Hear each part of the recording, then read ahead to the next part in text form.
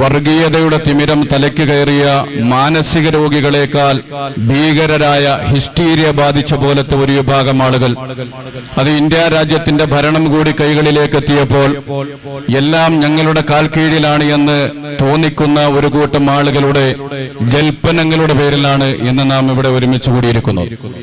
യഥാർത്ഥത്തിൽ ഇവിടെ പ്രചരിപ്പിക്കപ്പെടുന്നത് ഒരു പ്രവാചക നിന്ന മാത്രമല്ല, ഏതെങ്കിലും ഒരു ഭാഗത്ത് പ്രവാചകന്റെ പേരിൽ ആക്ഷേപം മാത്രമല്ല.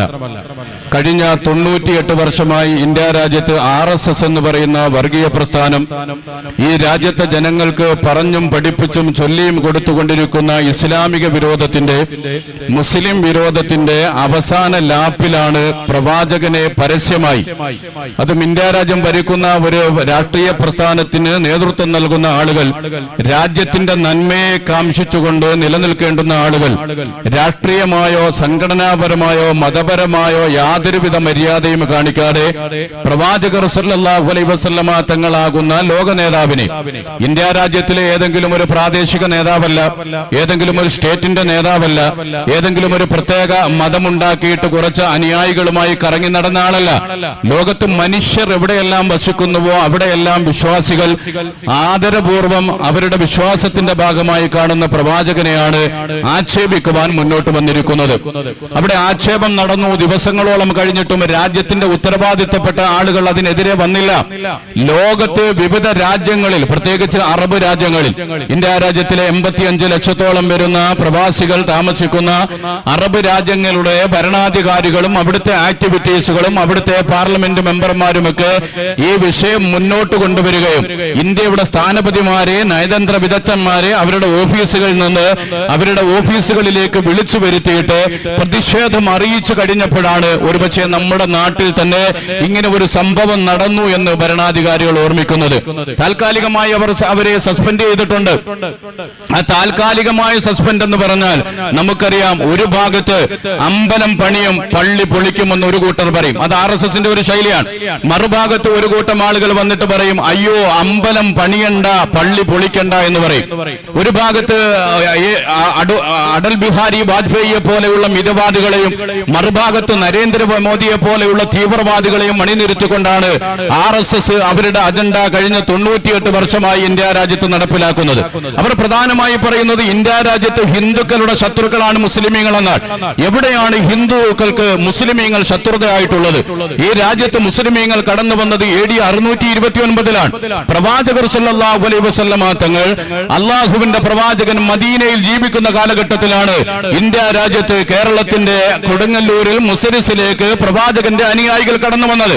ആ കാലഘട്ടം മുതൽ ഇന്ന് വരെയുള്ള ചരിത്രം പരിശോധിക്കട്ടെ, ഇന്ത്യ രാജ്യത്ത് മുസ്ലിമീങ്ങൾ ഹിന്ദുക്കളെ ഏതെങ്കിലും വിധത്തിൽ ഉപദ്രവിച്ച, ഏതെങ്കിലും ഒരു അമ്പലങ്ങളെ ഉപദ്രവിച്ച, ഏതെങ്കിലും ഒരു ഹിന്ദുവിനെ ഏതെങ്കിലും ഒരു രൂപത്തിൽ ഉപദ്രവിച്ച ഒരു ചരിത്രം മുന്നോട്ട് കൊണ്ടുവരുവാൻ RSSകാർ തയ്യാറാകട്ടെ. ഇന്ത്യ രാജ്യത്ത് കശ്മീർ മുതൽ കന്യാകുമാരി വരെ ചരിത്രങ്ങൾ പരിശോധിക്കട്ടെ, വിദഗ്ധരായ ആളുകൾ അതിന് നേതൃത്വം നൽകട്ടെ. എവിടെയെങ്കിലും ഇന്ത്യ രാജ്യത്ത് മുസ്ലിമീങ്ങൾ മതത്തിന്റെ പേരിൽ ഹിന്ദുക്കളെ ഉപദ്രവിച്ചിട്ടുണ്ടോ?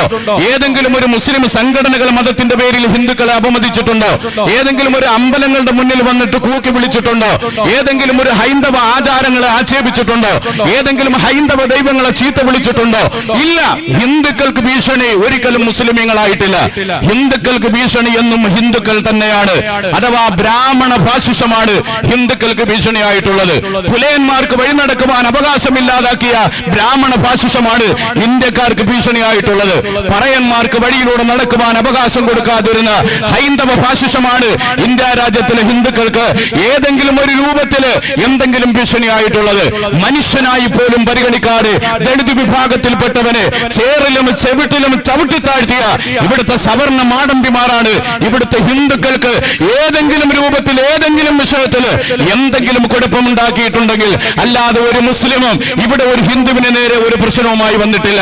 കേരളത്തിന്റെ മണ്ണിലാണ് ക്ഷേത്രപ്രവേശന വിളംബരം നടന്നത്.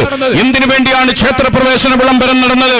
ക്ഷേത്രത്തിൽ എല്ലാ ജാതിയിലും പെട്ടവന് പ്രവേശിക്കുവാൻ വേണ്ടിയാണ്. വൈക്കം സത്യാഗ്രഹം നടന്നത് എന്തിനു വേണ്ടിയാണ്? ഗുരുവായൂർ സത്യാഗ്രഹം നടന്നത് എന്തിനു വേണ്ടിയിട്ടാണ്? ക്ഷേത്രത്തിൽ ഈ രാജ്യത്തിലെ താഴ്ന്ന വർഗത്തിൽപ്പെട്ട ഹൈന്ദവർക്ക് പ്രവേശിക്കുവാൻ വേണ്ടിയാണ്. ആരാണ് സമരം നടത്തിയത്? ഗാന്ധിജി ഉൾപ്പെടെയുള്ളവർ കടന്നു വന്നില്ലേ? കേളപ്പൻ ഉൾപ്പെടെയുള്ളവർ കടന്നു വന്നില്ലേ? ഈ രാജ്യത്തെ ഹൈന്ദവ ക്ഷേത്രങ്ങളിൽ ഹിന്ദു വിഭാഗത്തിൽപ്പെട്ടവരെന്ന് അഭിമാനിക്കുന്ന ഇന്ന് അന്ന് കയ്യിൽ RSSന്റെ ചരടും കെട്ടിക്കൊണ്ട് RSSന് സിന്ദാബാദ് വിളിക്കുന്നവന്റെ പട്ടികജാതിക്കാരന്റെ മുൻ തലമുറയിൽപ്പെട്ടവന് അമ്പലങ്ങളിൽ പ്രവേശിക്കുവാൻ വേണ്ടിയിട്ട് സമരം നടന്ന മണ്ണാണ് ഇവിടെ. അവരെ ആരാണ് അമ്പലങ്ങളിൽ തടഞ്ഞത്? ഈ രാജ്യത്തെ മുസ്ലിമീങ്ങളാണോ? അവരെ അമ്പലങ്ങളിൽ തടഞ്ഞത് മുസ്ലിമീങ്ങളാണോ? ഏതെങ്കിലും പള്ളിയിലെ ഇമാമിങ്ങളാണോ?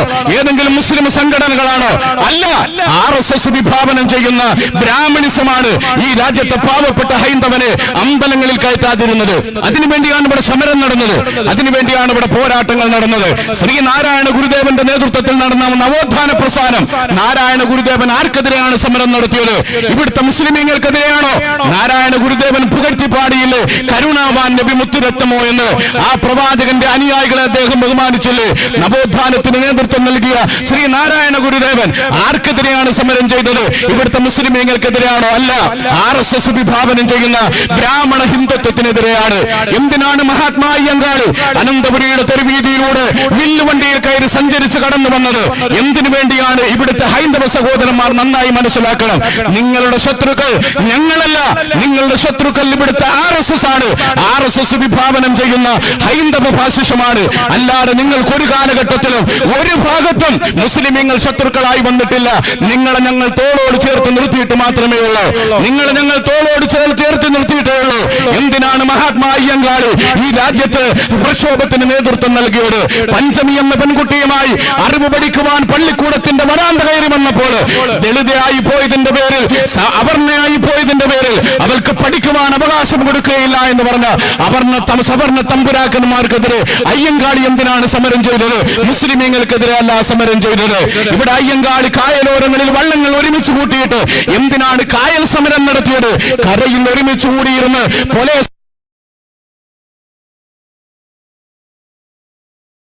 കേരളത്തിന്റെ മണ്ണിൽ അയ്യങ്കാളി നവോത്ഥാന പ്രസ്ഥാനം നടത്തിയത്. അല്ലാതെ ഒരിക്കലും ഈ രാജ്യത്ത് മുസ്ലിമീങ്ങൾ ഹിന്ദുക്കൾക്കെതിരെ നിന്നിട്ടില്ല. ഈ ചരിത്രത്തിനെ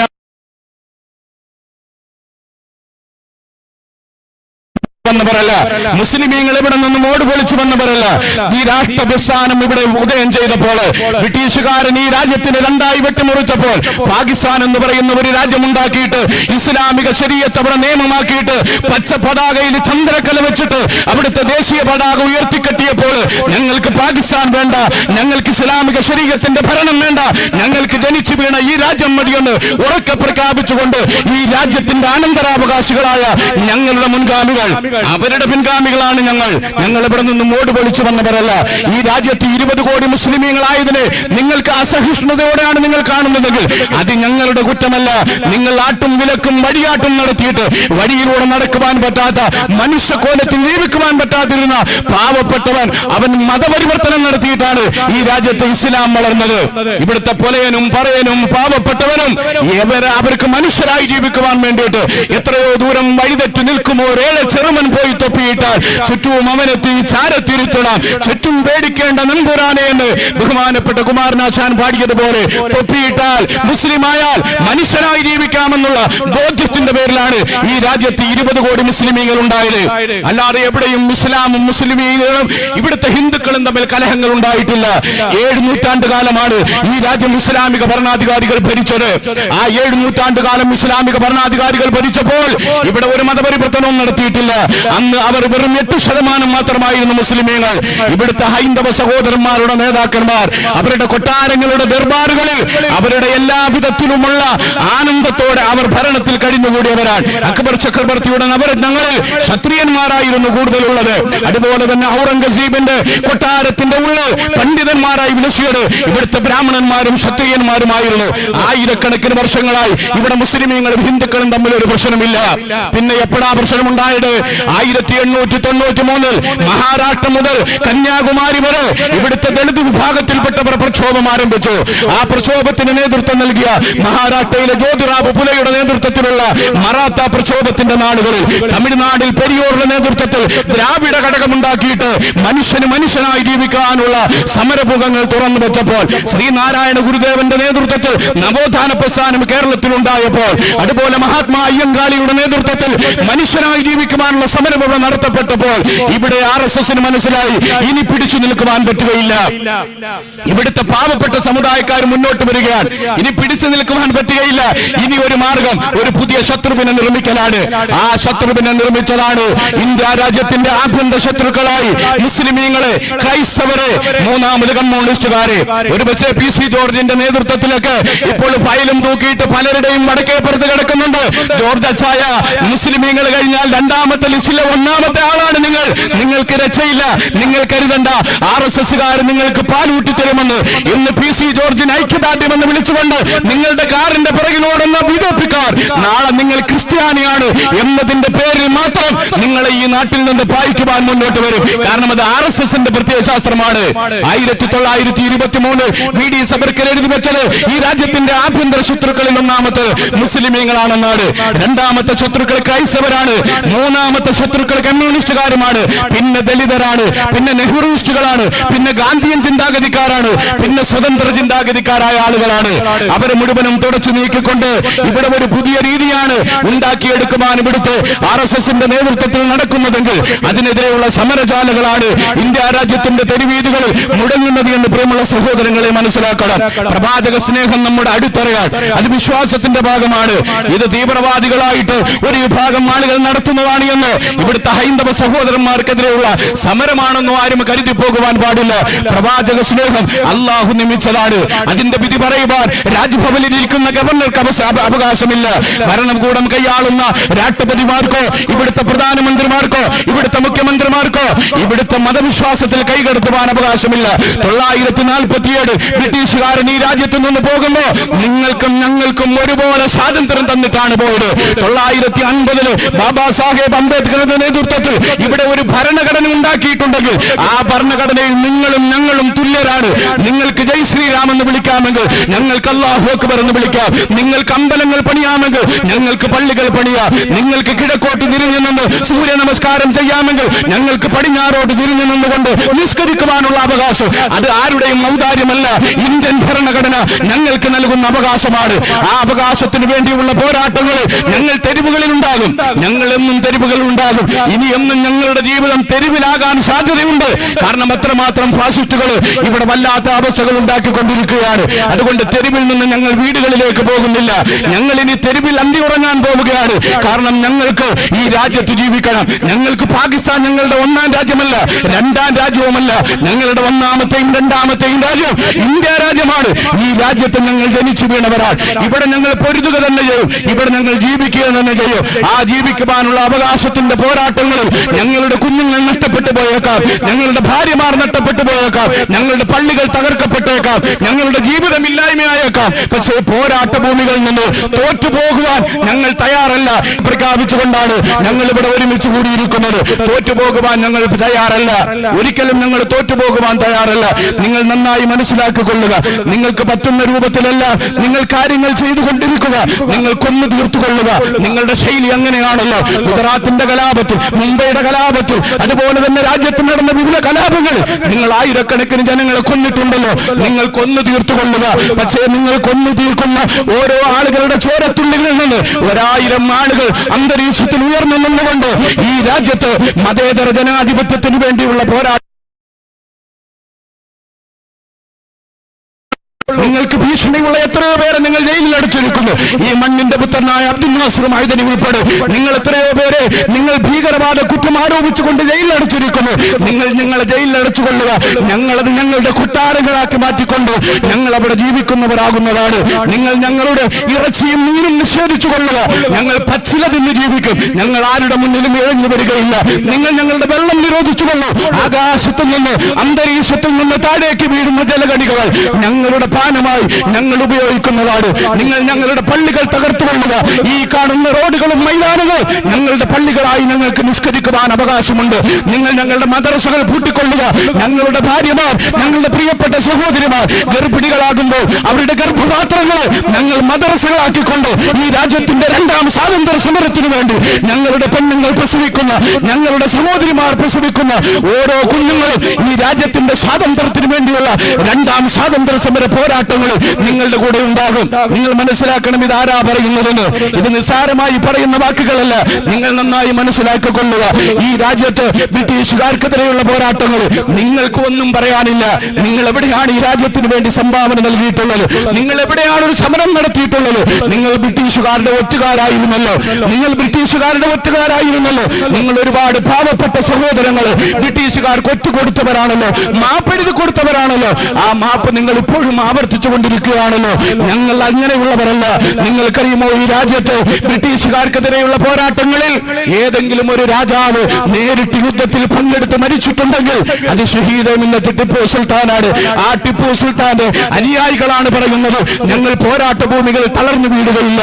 നിങ്ങൾക്കറിയുമോ, മലപ്പുറം ജില്ലയിലെ കോട്ടക്കുന്നിന്റെ മുകളിലേക്ക് ബ്രിട്ടീഷുകാർ കണ്ണും കെട്ടി കൈയും കെട്ടി കാലും കെട്ടിയിട്ട് കൊല്ലുവാൻ കൊണ്ടുവന്ന് നിർത്തിയപ്പോൾ, കണ്ണ് കെട്ടി പിറകിലൂടെ വെടിയുതിർത്ത് കൊല്ലാനൊരുങ്ങിയപ്പോൾ ആ വെടിയുതിർക്കുവാൻ മഞ്ഞുവിന്റെ മുന്നിൽ കണ്ണിലെ കെട്ടടിച്ചു മാറ്റുവാനും കയ്യിലെ കെട്ടടിച്ചു മാറ്റുവാനും എന്റെ നെഞ്ചിന് നേരെ മുഖത്തിന്റെ മുന്നിൽ നിന്ന് നിറയൊഴിക്കുവാൻ പറഞ്ഞുകൊണ്ട് ഈ രാജ്യത്തിന്റെ പോരാട്ട ഭൂമികളിൽ മരിച്ചു വീണ വാര്യംകുന്നത്ത് കുഞ്ഞുമുഹമ്മദ് ഹാജിയുടെ പിന്തലമുറക്കാരാണ് ഞങ്ങൾ. കോയമ്പത്തൂർ പണിഷ്മെന്റ് ജയിലിന്റെ ഉള്ളിൽ ആലി മുസ്ലിയാർ എന്ന് പറയുന്ന പാവപ്പെട്ട വന്ധ്യവയോധികനായ ഒരു പണ്ഡിതൻ തൂക്കുമരത്തിലേറിയിട്ടുണ്ടെങ്കിൽ ആ രാജ്യത്തിന് വേണ്ടിയുള്ള പോരാട്ടങ്ങളിൽ പിടഞ്ഞു വീണ് മരിച്ച ഞങ്ങളുടെ പ്രിയപ്പെട്ട പണ്ഡിതന്റെ പിന്തലമുറക്കാരാണ് ഞങ്ങൾ. അതുകൊണ്ട് ഞങ്ങൾ പിന്നോട്ടില്ല.